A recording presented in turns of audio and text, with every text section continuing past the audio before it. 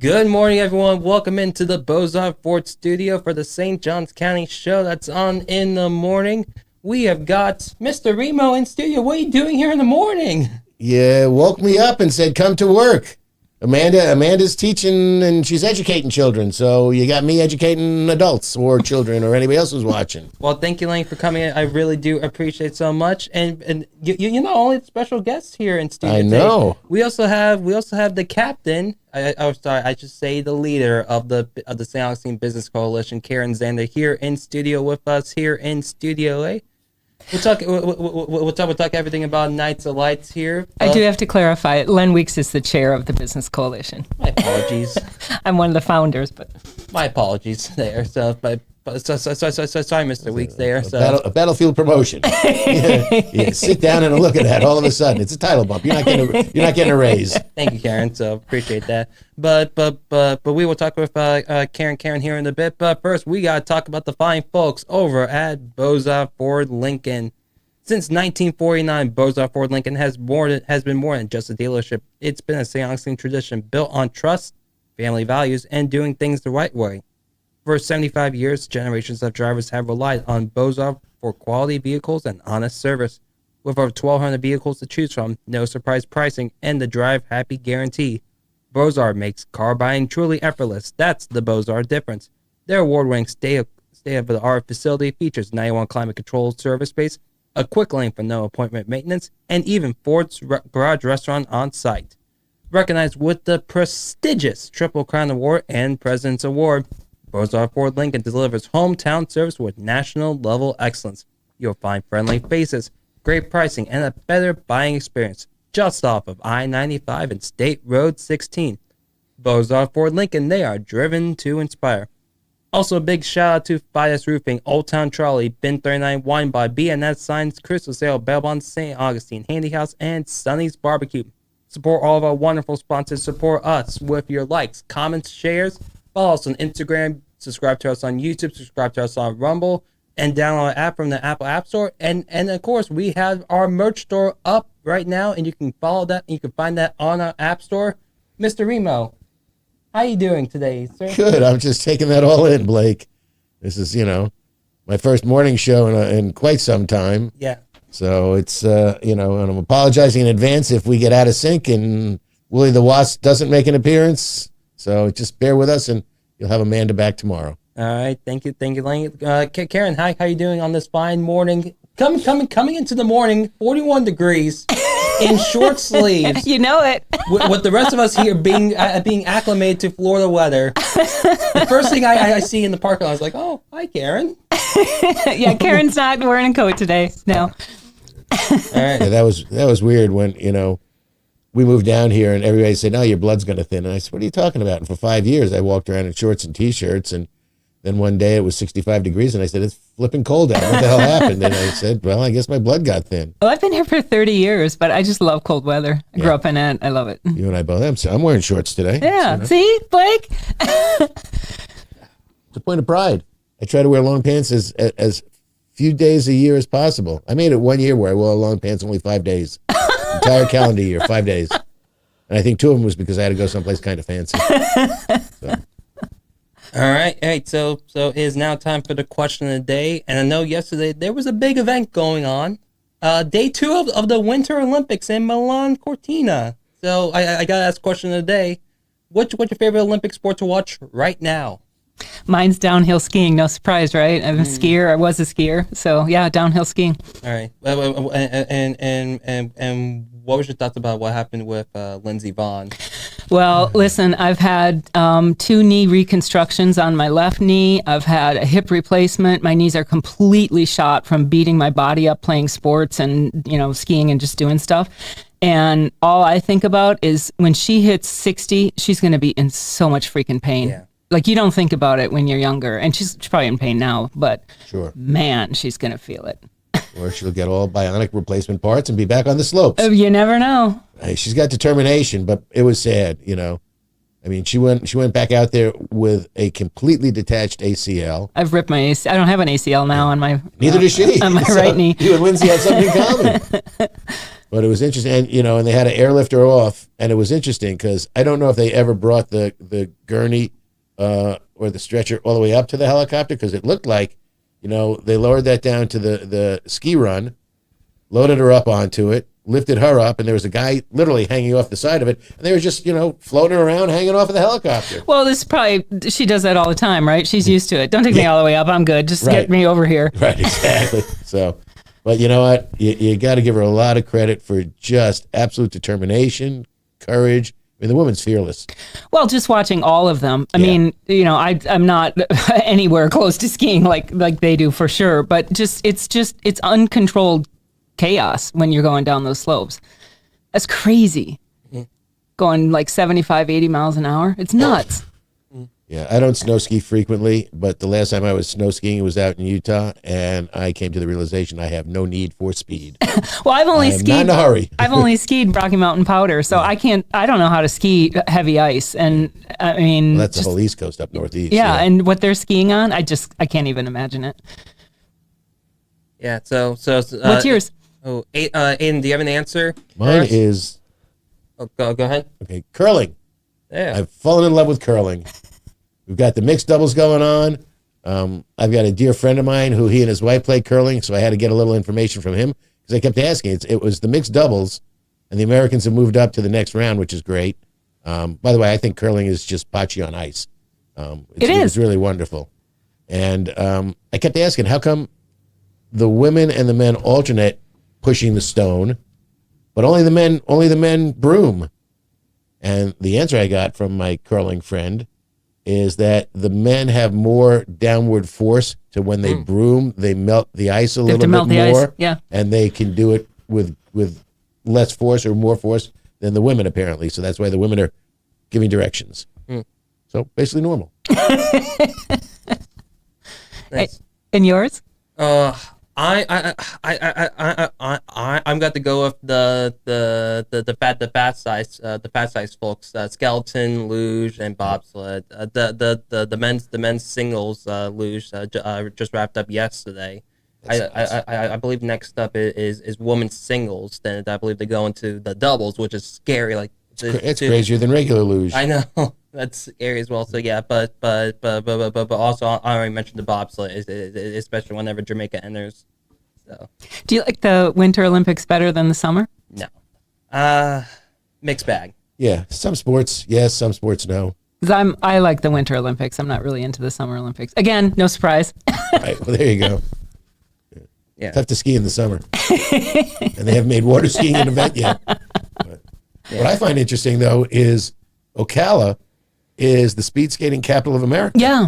It's the training center is there. You would think it would be in Colorado or someplace in the Northeast. No, it's Ocala. So that's pretty great. And the woman who was the flag bearer went to UF, trains in Ocala, and she was one of the two flag bearers for the opening ceremonies for the United States. I think it was Aaron Jackson. Yeah, so. Really great as well. Yeah. So Aiden, what do you have? I don't know. Well, I do know, but I don't really watch the Winter Olympics at all. But if I had to pick, I would say too, curling is really, it's just fun. Like they're doing this small thing that's only within like, a couple feet from, it's just, and they take it so seriously, and it really does look fun. You'll see some of the things they're doing where they make it move in crazy ways, and then just, I don't know curling at all, but it looks cool, so that's something. Doesn't curling, and then, I'm sorry. I love ski jumping too. That looks fun. So if I had to pick two, those would be my two. But I'm not a huge fan of the Winter Olympics. So doesn't curling feel like a sport that you could do? Like Yes. I could do that. Yes. Where downhill skiing, I can't do that. there's a lot of Olympic sports. They're like, how is this an Olympic sport? It's like you remember the last year it was like the shooting event. Or like archery, it's like that's a hobby. You can just go out and do that. Yeah. And there's that Turkish guy who's like probably hadn't shot a gun in a couple of years, just like, all right. It was breakdancing that was the big. That was nuts. Right? Yeah. That was no. Well, according to Barbara Jean, curling is much more difficult than it looks. So we got that going for it. Yeah, I definitely agree with that with Barbara Jean as well. So, but don't forget to write down your answers in the comments. We'll definitely make sure to read them off at the end of the show. But for right now, it's time for a quick check of the weather. It is cold. Yes, it is. All right, Lenny, who sponsors the weather report? That would be Bin 39, where you can discover one of St. Augustine's hidden gems. Bin 39, located inside St. George Inn at the north end of St. George Street, with over 95 boutique wines, including 50 rated 90 points or higher by Robert Parker. Bin 39 is perfect for date night or unwinding after work.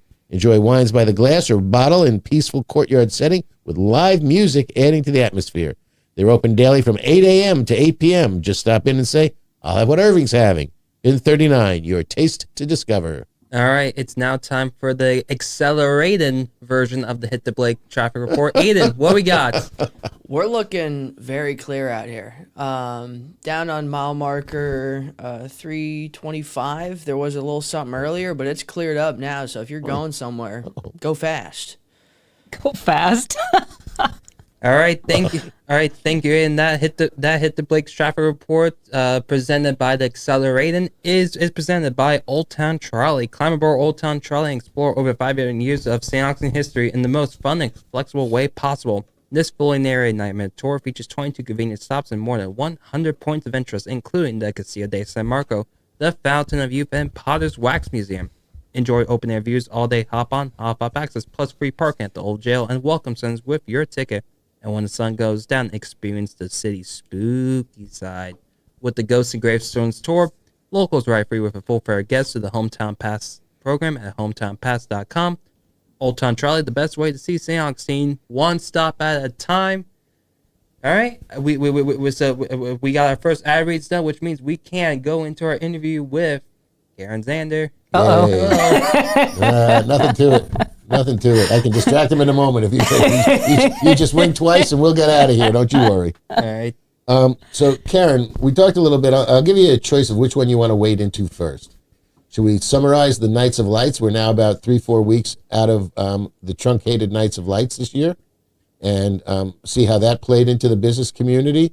And because you're the founding member, one of the founding members of the St. Augustine Business Coalition, which is looking out for the better interest of our business community, which is what helps St. Augustine thrive. Or would you like to talk about construction? We've got a choice of two. We've got the King Street Bridge and the seawall. Well, I think they're both really important, but I think to start out, it's probably better to just kind of recap some of the things from this past year's Nights of Lights. Okay. And the St. Augustine Business Coalition Leadership Group, it's comprised of we had 25 people, I think, at our meeting recently. It was either a week or two ago.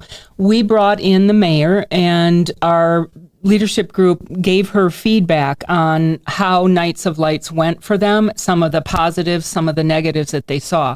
And I will tell you that overall, the numbers for this year were down.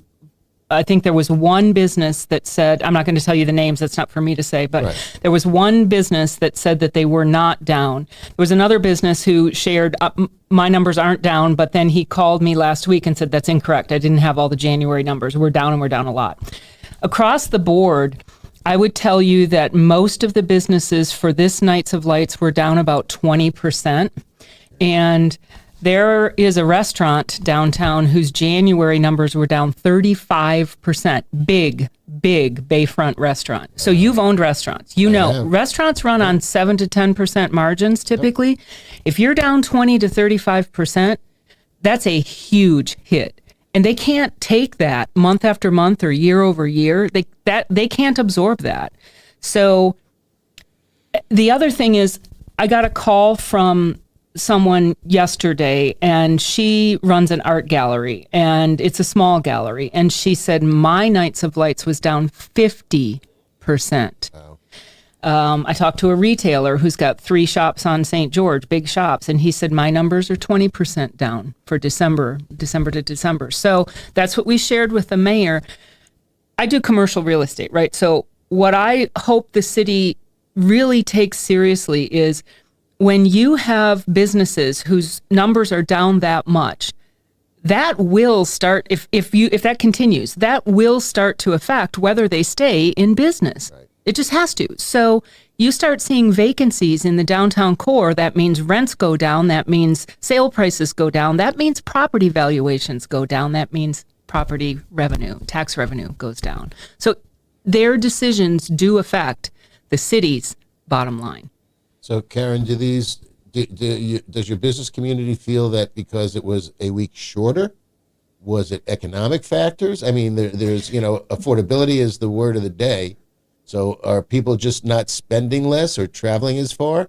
Or was it the fact that it was a truncated season, or that it started a week early, but it didn't go into the traditional middle to end of January as it usually did? It's a really good question. So they did put an extra week in at the front in November, and it didn't matter to most of the businesses, what I'm hearing. So I think it's a combination of all of that. But when you have an economy that's a little scary for a lot of people, and then you also make decisions that affect a business's bottom line, you have to think about, well, our decision piled onto the economy could make it much more worse, right? You've got to think about that. You can't think in a vacuum. You have to think about all the things. So I think that the businesses, they do acknowledge that the economy probably hurt them as well, but that shortened Nights of Lights absolutely hurt them. And I talked to a business owner on Cathedral Place. They put barriers in front of her business along Cathedral, and I get why they did it. Right.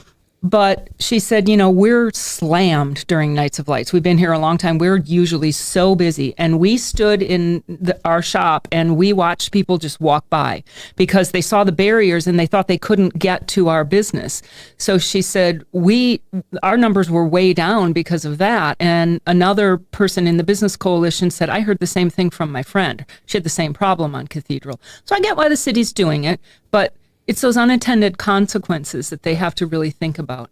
And, I also think that they did a lot to try to make changes, but I don't think it's fair to say it should be all fixed in 1 year. Right. So I acknowledge that, they did some things, they'll learn. I think where they put the porta potties, like directly across from the Casa Monica on an entry corridor, that's not a great idea. Right. Welcome to town, gotta pee? Yeah. Right. Not good, but I think that's a learning experience, and I think they'll get that right. Right. I mean, you have to go through everything once to see how it's going to work out, and on a lot of levels, I give the city credit because Nights of Light seemed that it was getting unmanageable from volume, not necessarily for the business. I mean, because the employees in town gear up for it, they get ready, and they make their money now because when Nights of Lights is over, we're coming into a soft season in February and March until the spring breakers kick in, and who knows how that's going to be this year with travel and issues of that nature. So this was a lot of time for the hardworking hospitality employees in town to make their nut and hold their money to get them through the upcoming softer season until everything kicks back up again. And that's so important because it's not often it's not about the owners of the businesses. So, big hoteliers, can they absorb a down year? Maybe. But it's about the employees, right? And that's where people just can't afford to take a big hit. And those are residents of the city and those are residents of the county. So the county is incredibly supportive of Nights of Lights and the tourism industry. It's the economic driver. Downtown has to do well in order for the county to do well. So I'll say County Commissioner Ann Taylor has been relentless in advocating for Nights of Lights and the downtown business community. She's just, we couldn't ask for more from her. And I want to give her credit for that. But yeah, it's about more often than not the employees. Kathy White, I can share, because when I tell the story, it'll make sense. Kathy White shared, I think it was the first Friday that Nights of Lights was in place this year. The city had put a restriction. They put barriers on coming off of the bridge into downtown and turning left. So, of course, the Whites have their own parking lot, and OCs uses it, and then the event venues, the wedding receptions, they can park there as well. Kathy sent photos of the parking lot and OC Whites. OC's at 7 p.m. on that Friday, the first Friday of Nights of Lights, was 100% empty at 7 p.m. because you couldn't turn left to get to her parking lot. And there was nobody there to talk to say, hey, I'm just going here. Can you move this barrier or something? So it was all hands on deck trying to get somebody at the city to help her out. But that's crazy. Yeah. Not one person in OC at 7 p.m. on a Friday during Nights of Lights. Again, that's your law of unintended consequences. Unintended consequences. So, I think that takes more people, more staffing, not just barriers. And they did make some changes, and I think that was a learning experience. And now, speaking about parking, one of the big things this year was the push for the satellite parking and the $40 parking garage there. Right. Do you believe that? Like this is like one of my personal theories, like that people aren't close to their cars. Like if they are not within like 10-minute walking distance to their cars, they're not opting to buy like stuff there to drop it back off. Do you have a feeling like businesses felt that as well? Like people weren't as close to their cars, so they can't drop off their gifts that they got from the gift store. Then buy like snow globes. Like, do you have a feeling that might happen that happened as well with the satellite parking this year? I don't know. I haven't heard any feedback on that, but I can tell you that regarding parking and kind of how to deal with keeping cars out of downtown, I heard really good things about the beach shuttle. Oh, yes. So I think that was a success, and I hope that they do expand that. I think that went well. I've heard from beach leadership as well that they feel like it was a success. So that was good. And I think that. Look, if the traffic and the public safety problems for Nights of Lights are solved, that's 90% of the issues. And I have said since January of last year that the answer is clearly the St. Johns County Sheriff's Office has to be the lead organization in taking on public safety and traffic problems for Nights of Lights, because the city, not their fault, they can only deal with the city, and they're a small agency, and so they don't have a lot of resources in comparison to the county. So they think about within their borders, and then once it gets out of the city boundaries, that's not their problem, and that's not a criticism. That's their agency, right? So if the sheriff were to come in and be the lead organization, not just send people, but be the lead organization in planning for traffic and public safety, he could put dynamic signage on the borders of St. Johns County, all across the county. He could put dynamic signage at State Road 16 and the freeway. He could potentially get dynamic signage on the freeway, directing people so they don't get into the downtown core. And that's the answer. He's got a bigger department. He's got more money. The county could directly fund the sheriff, so it wouldn't cost the city anything. I've talked to county leadership. They are very supportive of that idea, to directly fund the sheriff, let him take over, be the lead. Of course he would bring in the police department. Of course he would. Right, they would coordinate. Yeah, but having a bigger agency with more experience, with more resources, with more people, better state connections, that's the answer to solving the traffic and the public safety problems. Let the sheriff be the lead organization, and the city has to make that ask, I'm told. Karen, what would basically be the auxiliary police, the traffic control, they work for the county, for the sheriff's department, not for the city of St. Augustine, correct? I don't know exactly what you're talking about. PSAs, public service assistants? I believe... so it's amazing the public service, the PSAs that just see here work for the St. Johns County Sheriff's Office. Right. I believe that's correct. I personally don't believe that there are PSAs within the city of St. Augustine Police Department.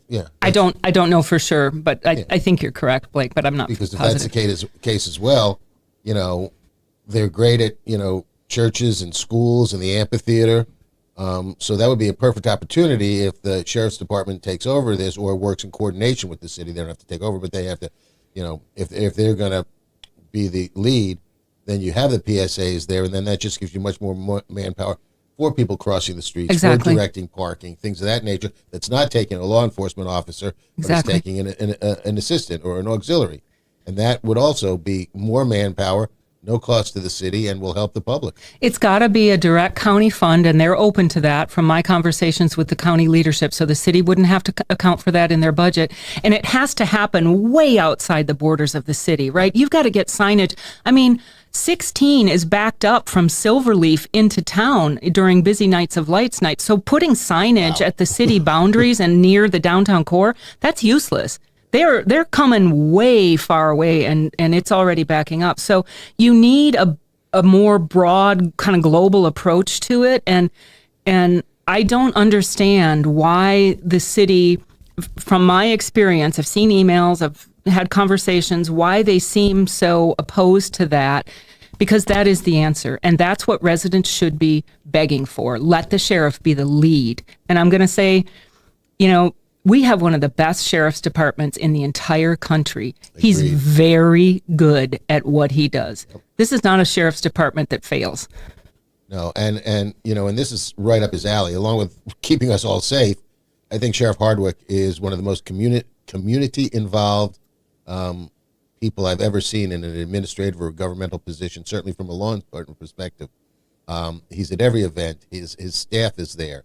He's constantly supportive of that. So, this is something that I think he'd even enjoy doing. Here's the challenge. I'm told that they need a year for planning. So that has to happen now. Right. Not June, not September, now. But that is the answer. And the business community, from my conversations with our leadership group, they're supportive of that. They would get behind that. They want that. And I think the residents should be pushing for that. And it takes the burden off of the city staff. Right. I mean, look, in February of 25, the commission is on the record in a meeting as saying they needed to hire a consultant to handle Nights of Lights because their staff was overburdened if they were doing it. They didn't get any takers, so all of a sudden staff has to do it. It's a lot. It's a lot for David Burcham. It's a lot for staff. So if the sheriff's office were to be the lead on that, it frees up the staff. It's just the answer. Well, it's and to make the decision to transfer it now or to start the conversation with the sheriff's department makes sense to do it now when the Nights of Lights is still fresh in everybody's mind. You get into March and April and people are forgetting what the issues were, especially this year because there were so many changes with traffic, with the barriers, with no parking on the seawall, things of that nature, with increasing the parking fees at the garage. I mean, I saw more people backing out of that garage when they got up there. And it's too late by then, right? Now they're down and they're. Right. And then where are they going to go? Right. That's the trick. Right. Yeah. I think the city did make some. They made a lot of changes. I think some of them were pretty successful. Like I said, the beach bus I've heard only good things about that. Getting porta potties downtown was a good thing. Where they put them, probably not so much. But they'll learn. That's okay. Baby steps. Yeah. Absolutely. But you're not going to, in my opinion, you're not going to solve that traffic and public safety problem unless the sheriff takes over and just is the lead and works with the city. You need that big department handling it from way outside the city boundaries. Well, it'll be interesting to see where the city goes from here, because that is certainly an economic driver for the city of St. Augustine. And the county. Yeah. And I think you brought up before the show started, you've got some road projects starting soon that will next year impact Nights of Lights. And it's just, I feel sorry for the city for having to deal with that. Those are FDOT projects, but wow, is that going to be challenging? So again, you got to let the sheriff take the lead on this. That department just is more equipped. You've got to, because that's going to be such a challenge with the bridge and the seawall. Yeah. All right. For residents as well. Yeah. So, all right. So we reached the halfway point of our interview today. Let's go and go through the gas report here. Let us know in the comments where you've seen the best gas prices for gas across St. Augustine and St. Johns County. We have got the gate on Mizar Road at $2.66. The Sunoco at 2199 North Ponce is at $2.69. The Shell at 216 Ponce de Leon Boulevard is $2.79. The Shell at 146 also at $2.79. The Shell at 2350 North Ponce is at $2.82.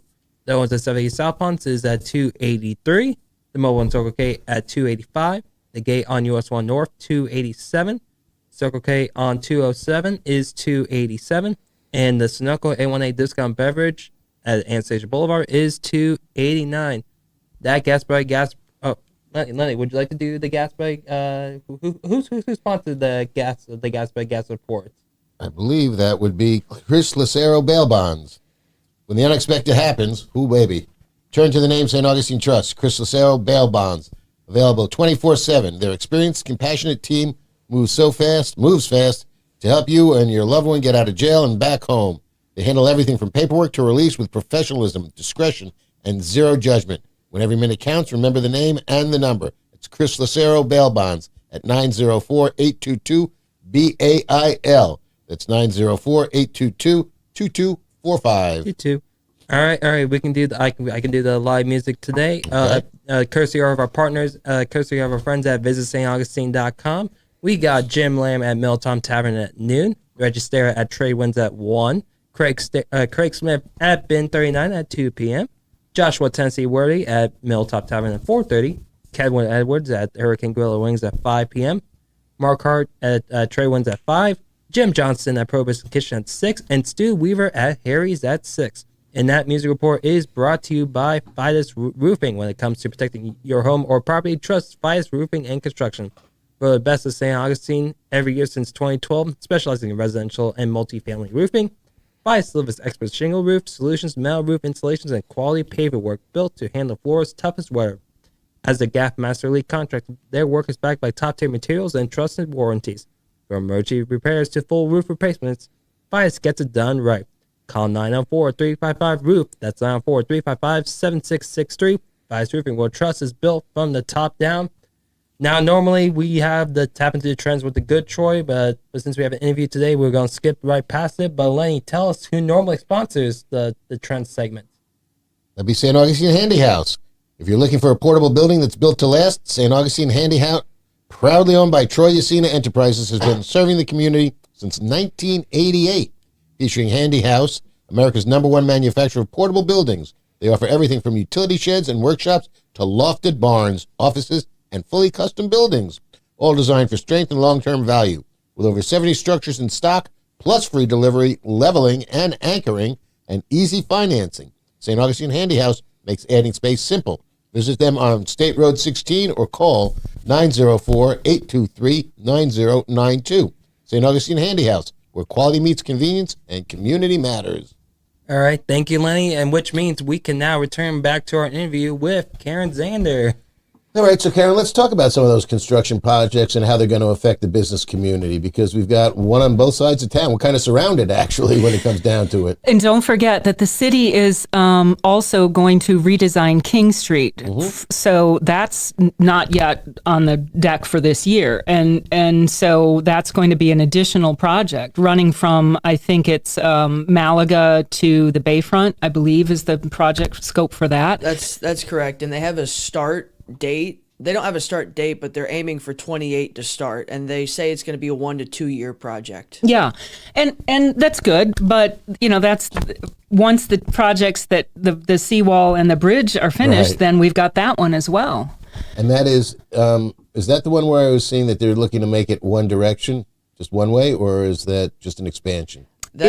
Yeah, sorry to jump in. It's fresh on my mind because I was in a meeting yesterday actually talking about this project because I'm on the board for my church and they want to buy some of our, but they need to buy some of our land for electrical substations and then also redesign our front sidewalk. So all the information's fresh on my mind about it, but what was the question that I was going to answer before I went on that rant? What's the plan for King Street, the King Street renovation? Yeah, so that's only for the one lane is only for the front, like closer to the bay wall side. So they're going to redirect some traffic kind of around the city square. But once you get past, I think it's like in front of Flagler College, it's going to go into a 2-lane with the east and westbound like usual with a brick median with trees in the middle.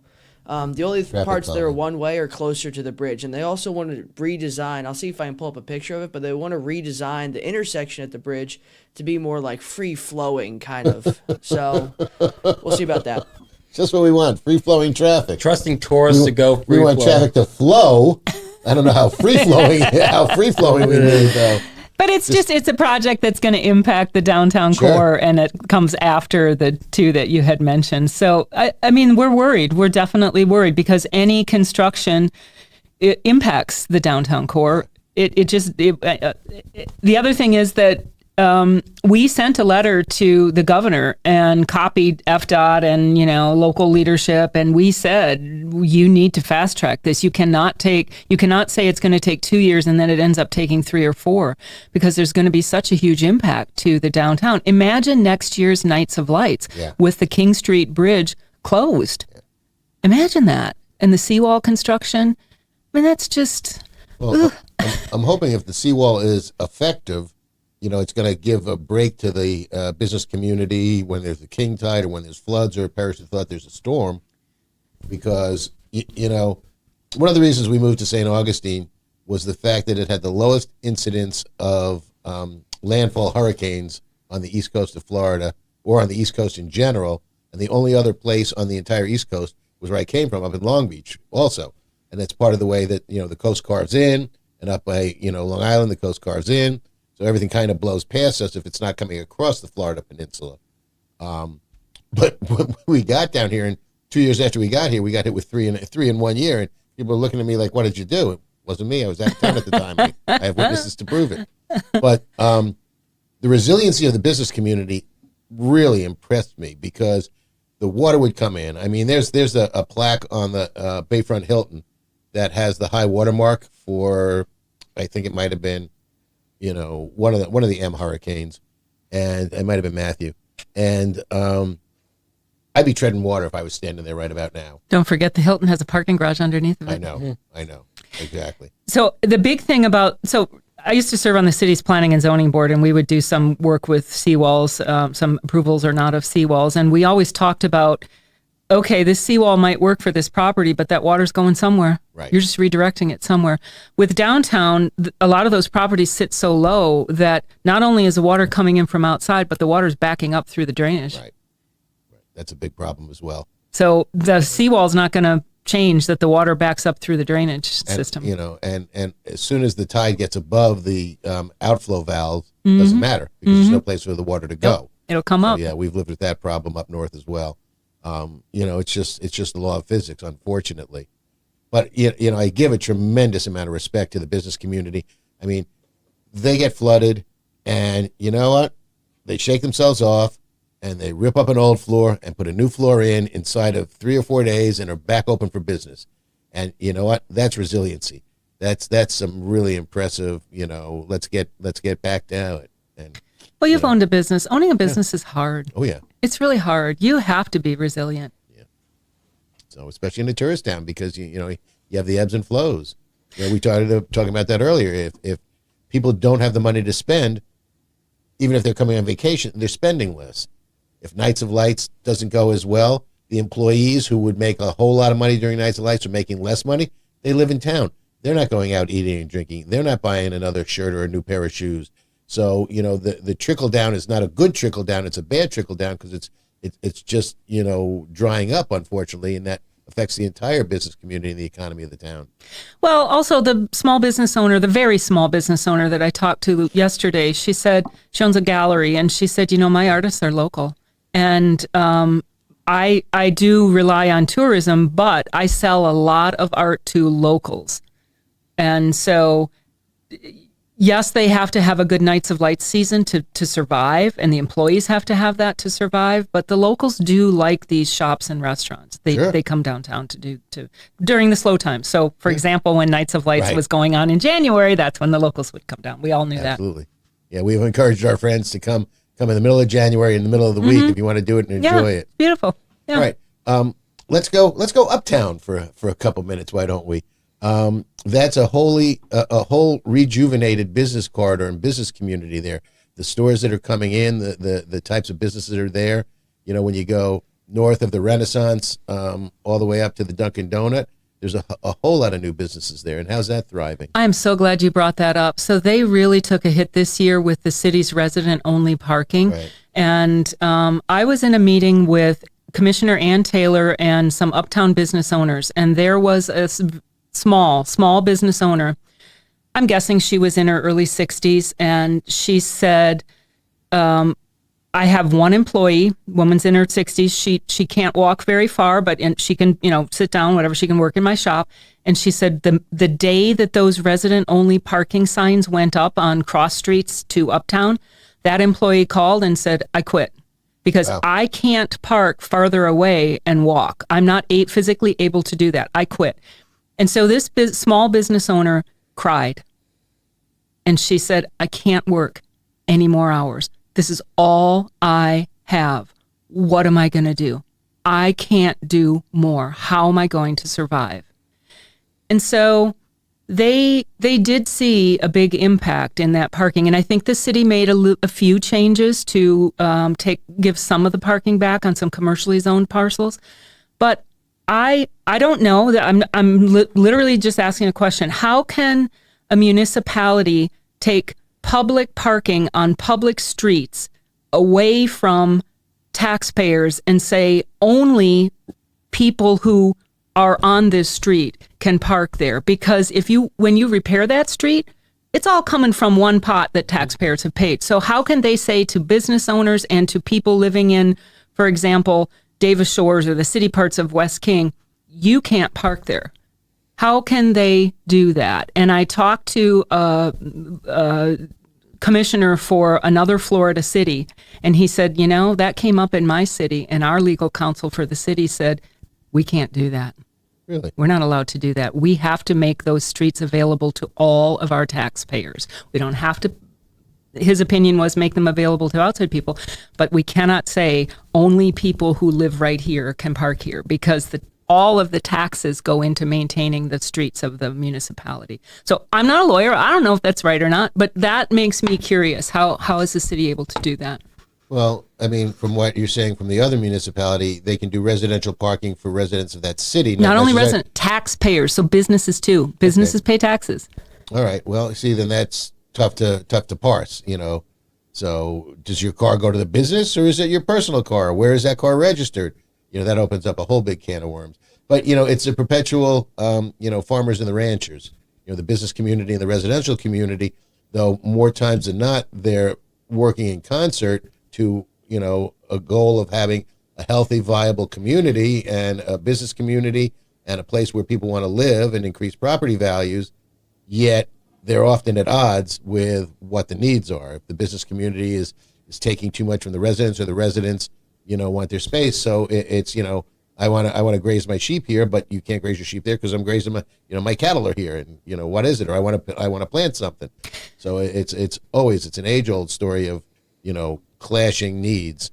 Yeah, and that's unfortunate. I feel that's unfortunate. I wish we could get together, and that's why I continue to say if I were a resident, I would be pushing for the sheriff's office to take over that traffic and public safety. I think that's something that residents and business owners, I know the business owners can get behind it because they've already told me. Right. I think that's something that we can all get behind to solve the problem. So it wouldn't be us versus them. It's just solving the problem. It would be a cooperative situation, everybody working toward the same end goal. And that would be cool. Right.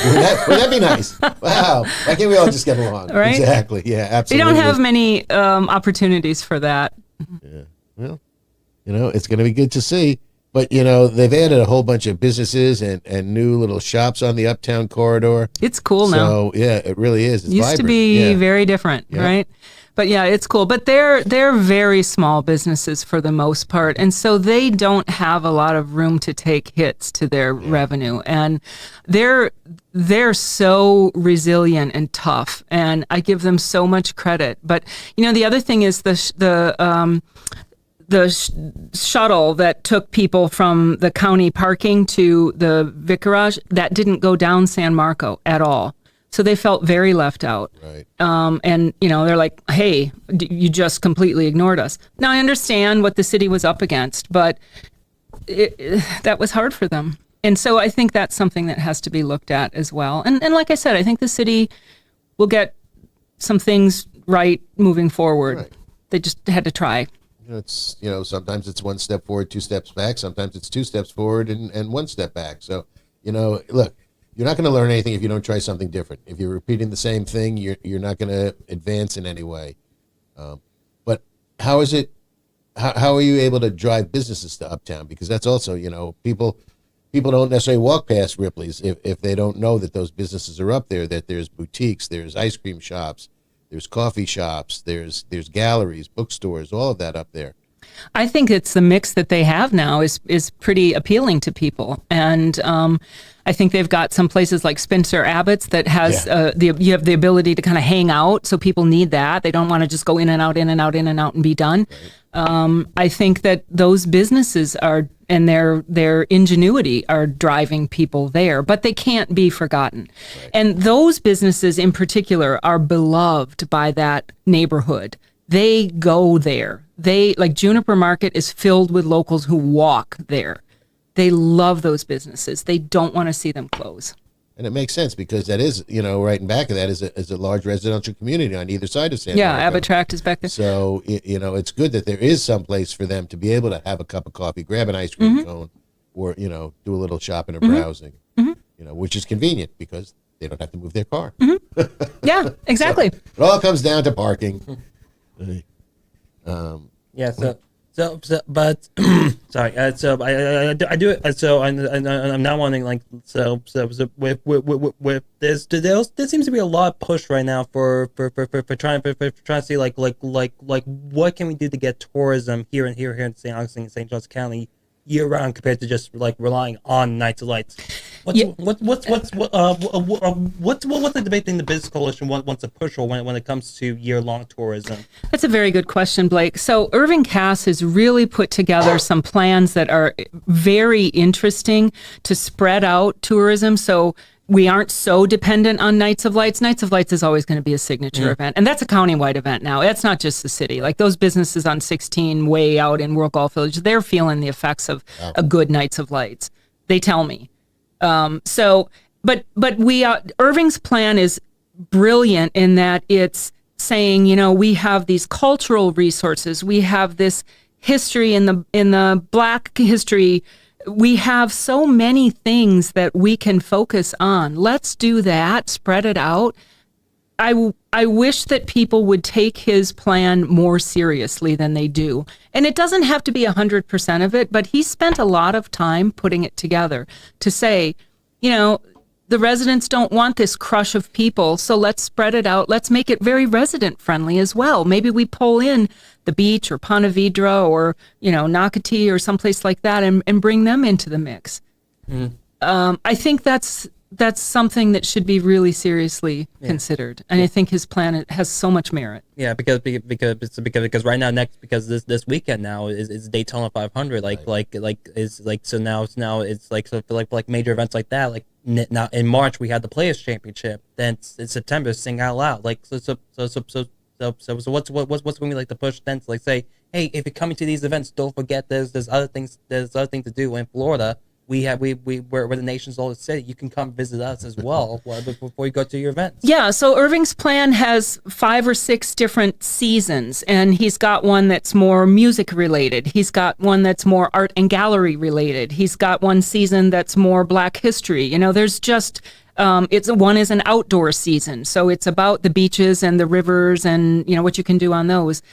So it would take some of the stress off of that downtown core, but it would still create interest within our community and maybe bring a different type of visitor, which, I don't know how many visitors we have who are interested in our outdoor activities. Maybe that's a cool thing. I think Irving's really looking at that in an ingenious and new way, and I hope that it gets some traction. Yeah. Let me ask you a question, Karen, because one of my most favorite places in St. Augustine is the St. Augustine Amphitheater. I think we are just so fortunate to have that so close to us. Yeah, and Troy was big on bringing that to life. Yep. Absolutely.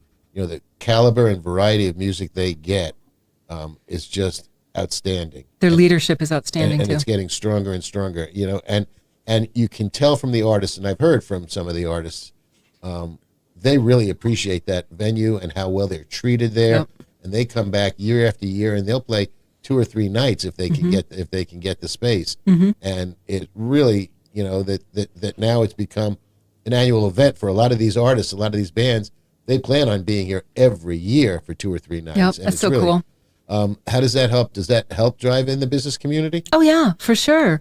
Absolutely. And to be on, I think they win an award for the best. You probably know more. Yeah. I believe the Sam's Amphitheater won the best amphitheater on the East Coast. Okay. Because West Coast is still, I believe, Red Rocks. So. And they Red seem Rocks like they are a win big awards theater. every year for something, right? So yeah, that absolutely helps the business community. But don't forget, St. Augustine Beach is also part of our community, and the county is part of our community. So we need to make sure that not only downtown core thrives, but like you said, uptown and the beach and all of those areas, because tourism is the industry in this county.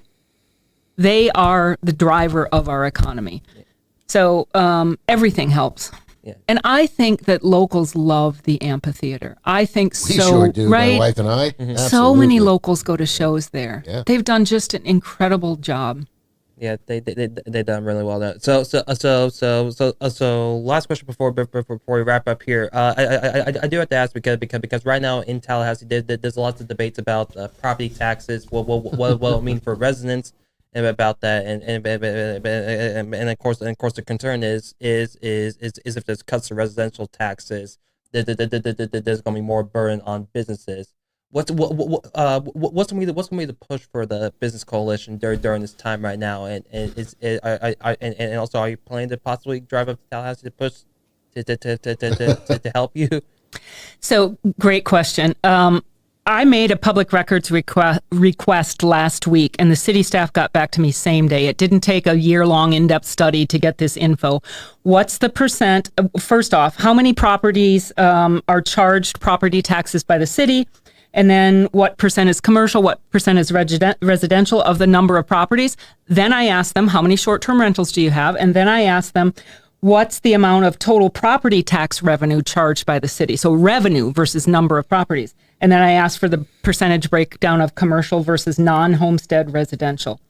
63% of the city's tax revenue, based on the numbers they gave me, comes from commercial or non-homestead residential.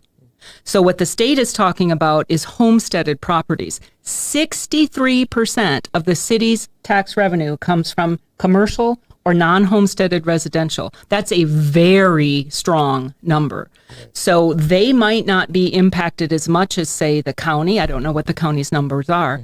If you take only commercial and short-term rentals, because those cannot be resident occupied. Right. So if you take commercial and short-term residential properties, 35% of the city's total tax revenue comes from commercial and short-term rentals. Then add in the non-homesteaded residential that aren't residents. It's just second home that they don't rent out, but they aren't registered to vote here.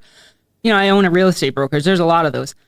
I can tell you're easily at 40% of the city's tax revenue is coming from commercial, short-term rentals, or people who are not residents and cannot vote here. So in answer to your question, Blake, maybe the city's in a stronger position than some other counties and cities. I don't know others, but when they say we have to listen to residents, of course they do, but they also can't ignore their tax base. Right. Well, it's going to be interesting to see what happens with that, what I think is kind of a pie-in-the-sky plan to, undo property taxes. It's scary because the money's got to come from somewhere. Yeah. I mean, it's just common sense. And if it goes to sales tax, that becomes regressive for a lot of people, unfortunately. Any other tax, I get why they're doing it. Property taxes and insurance costs for homeowners are so high. And of course, renters pay that because it's passed on to them.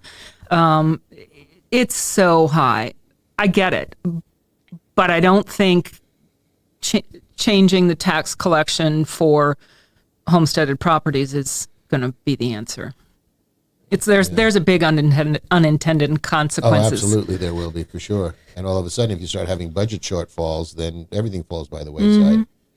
Whether it's or what will happen is the solid waste fees will go up. The school district will have to make other arrangements. So it's going to come from somewhere, right? Yep. If they ain't getting you coming, they're getting you going. So. Ken, thank you so much for coming in. Thanks for having I really me. do appreciate it. But quick, however, you're actually gonna be coming back on our network in a few days on Wednesday. Talk about your guest on Wednesday. Yeah, I'm doing my St. Augustine Chronicles podcast where I'm trying to create a kind of a historical record of this cool city and the people who live here and let them tell their stories. And so I have Rosamond Parrish coming on. She's one of my favorite local artists, and I just want her to tell her story.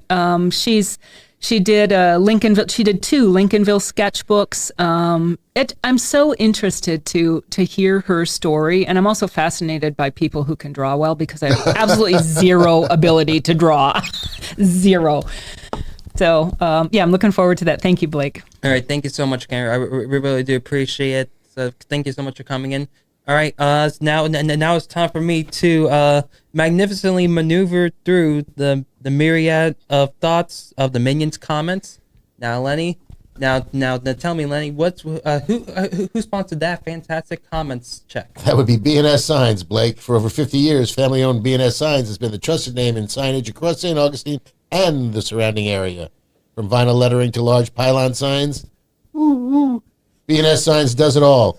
Backed by fast installation, expert crane service, and reliable repair and maintenance to keep signs looking their best.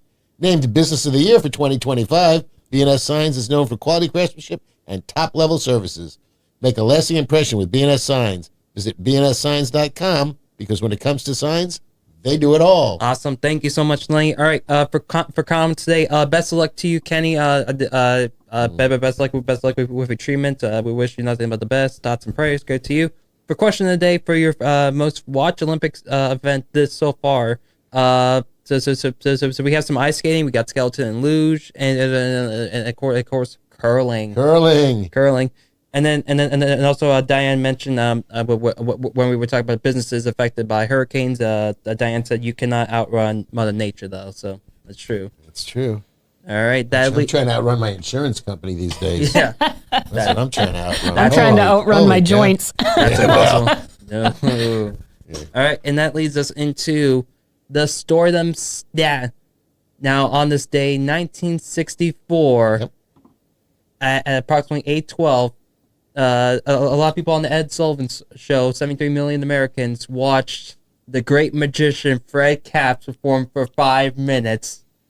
Apparently, it was a great performance, but that's not what people were there for. Got a little overshadowed, did he? He got a little bit overshadowed because at 8:12, Ed Sullivan ushered on stage the Beatles for the first live American TV performance, and first song they played was "All My Lovin'."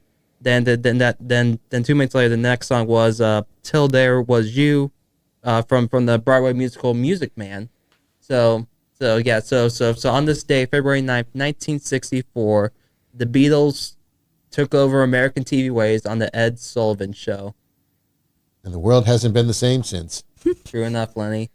All right, and that Storm stat was brought to you by Sonny's Barbecue, craving real Southern barbecue. Sonny's Barbecue, located at 2720 State Road 16 in St. Augustine, serves up slow coke favorites to made to satisfy.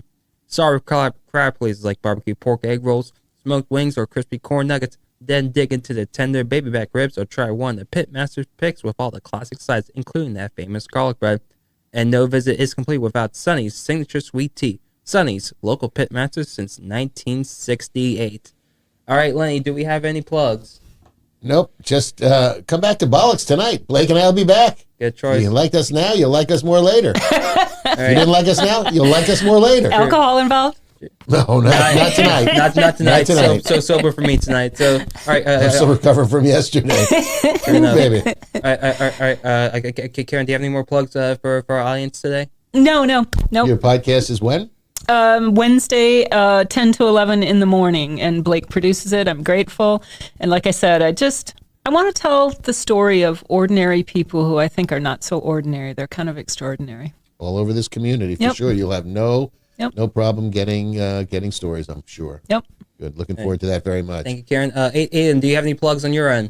Not one. All right, thank you, Dave, for coming in. Appreciate it so much. And if you'd like to help support Now for Now, or you want to bring a podcast to our studio, you can always contact me at Blake904now@gmail.com. Don't forget to like and follow us on Facebook, Instagram, subscribe to us on YouTube, subscribe to us on Rumble. Bollocks tonight. Amanda will be in tomorrow. Let's do the This is wave. where we smile and wave. Yay!